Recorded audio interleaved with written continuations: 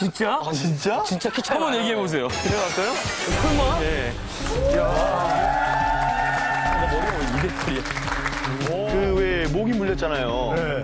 그 모기가 뱀술을 한번 먹은 모기인 거죠. 아니, 알코올에 모기가 있어요. 그래. 알코올에 모기가 있어. 주둥이에 뱀술 이런 게 좀 묻었던 거죠. 그치. 아니, 파리도 아니고. 딱 먹었을 때, 딱 물었을 때, 그게 이제 임 씨의 몸으로 들어온 거죠.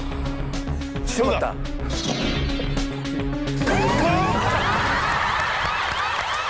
20년 전에 먹었던 뱀술 그 뱀이 네. 뇌염모기를 먹은 뱀이에요. 그런 얘기밖에 지금 상상이 안 되는데. 아, 그거 정답인 것 같아요. 정답인 것 같아요. 서경석, 서경석, 서경석. 힌트 하나 더 듣지요. 감사합니다. 네. 자, 세 번째 힌트 듣습니다. 그 뱀술 안에 어떤 구체적인 그 원인 물질이 들어 있었던 기생충. 안 먹었는데. 꿈틀꿈틀하는 오, 기생충. 뭐 야, 이거, 그런 야, 야. 거라고 생각하시면 되겠습니다. 그 좋은 게 그 기생충 깨운다. 정답 나왔어.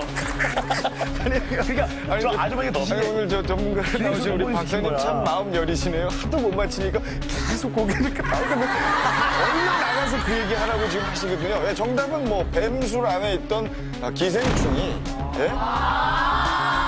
그야말로 충이지 않습니까? 충. 네. 예, 벌레거든요. 조그만한 게 20년 동안 자라난 거죠. 혹은 어디 숨어 있다가 결국은 이제 뇌에 손상을 일으킬 정도로 거대해지고 강력해져서 결국 정신 이상까지 불러일으킨 것이다.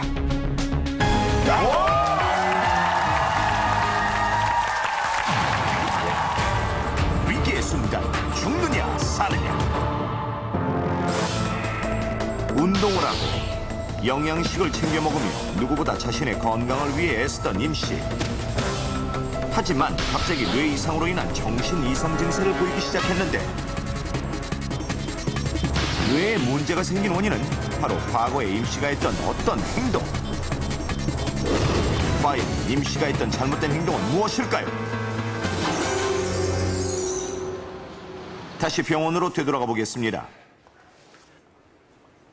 아무래도 뇌에 문제가 생긴 것 같습니다. 네?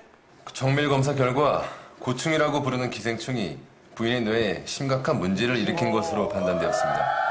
혹시 예전에 부인분께서 뱀이나 개구리를 드신 적이 있나요? 아니요, 그런 일이 없을 텐데요. 기억을 더듬어보던 임씨의 남편은 곧 무엇인가가 떠오르는데 맞아요. 그런 적이 한 번 있었는데 그게 20년도 더 된 거라. 설마 그게 문제가 된 건가요? 그렇습니다. 20년 전 임씨는 뱀술이 간에 좋다는 민간요법을 믿고 건강을 위해 마셨지만 이때 마셨던 뱀술은 만든 지 얼마 안 된 술이었기 때문에 뱀에 있던 기생충이 죽지 않고 임씨의 몸에 들어가 뇌에 문제를 일으키게 되었던 것. 그렇다면 임씨의 뇌에 문제를 일으킨 기생충이 무엇인지 지금부터 알려드리겠습니다. 오래되지 않았어요. 임씨의 뇌에 들어갔던 것은 고충이라 불리는 길이 1에서 20cm의 크고 납작한 모양의 기생충으로 고충은 물벼룩을 숙주로 삼아 감염된 물벼룩을 먹는 개구리, 뱀의 차례로 옮겨 기생하기 때문에 개구리, 뱀 등을 날로 먹어야 좋다는 생각에 제대로 익혀먹지 않거나 감염된 물벼룩이 있는 개울물을 그냥 마셨을 때 고충이 우리 몸에 들어와 감염되는 경우가 대부분으로 우리나라 전체 기생충 감염의 약 10에서 15%를 차지할 정도입니다. 하지만 임씨의 경우는 뱀술을 마시고 고충에 감염된 상황. 자, 이게 정말 가능한 일인지 실제 뱀의 기생충인 고충을 가지고 실험해봤습니다. 현재 활발하게 움직이고 있는 고충.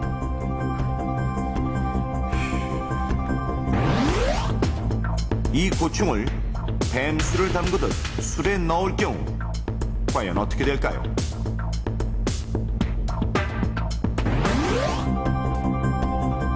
술에 넣은 후 확인해보니 그대로 살아서 꿈틀댑니다. 그렇다면 24시간 후 고충은 어떻게 됐을까요? 변화 없나요?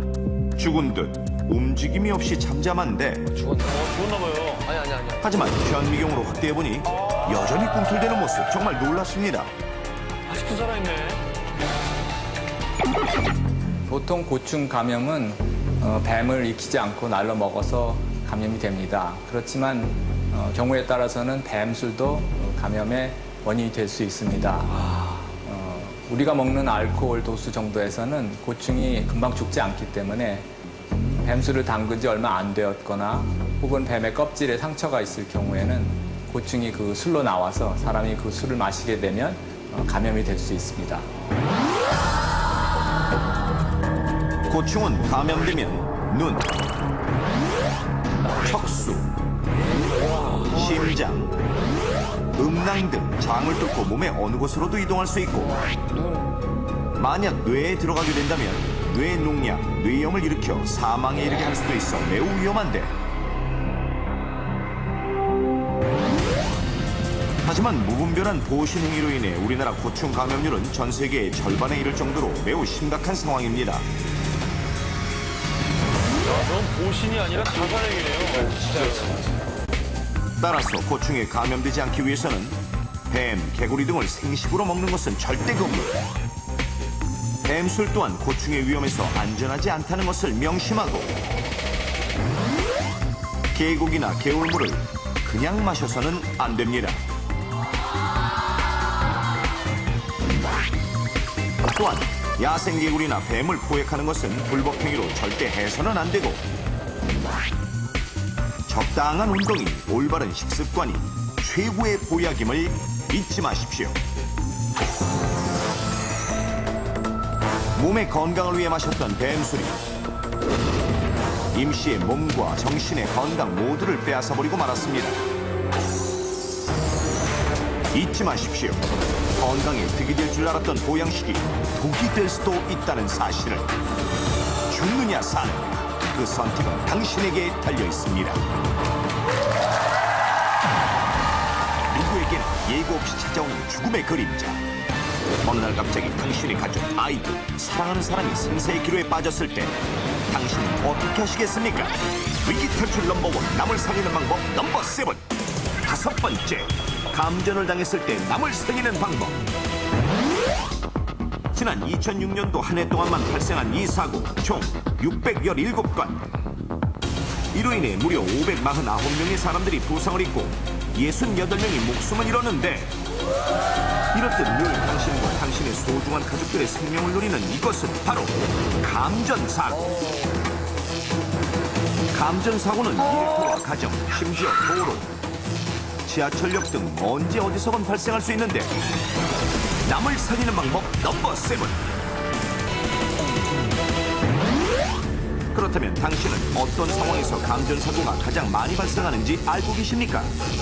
2006년 한국전기안전공사 전기재해 통계 분석의 행위별 발생 현황을 살펴보면 전기공사 보수 중 사고로 부상을 입은 사람이 무려 사망 14명, 부상 191명으로 가장 많았고 그 다음으로는 바로 이것이 사망 2명, 부상 77명을 발생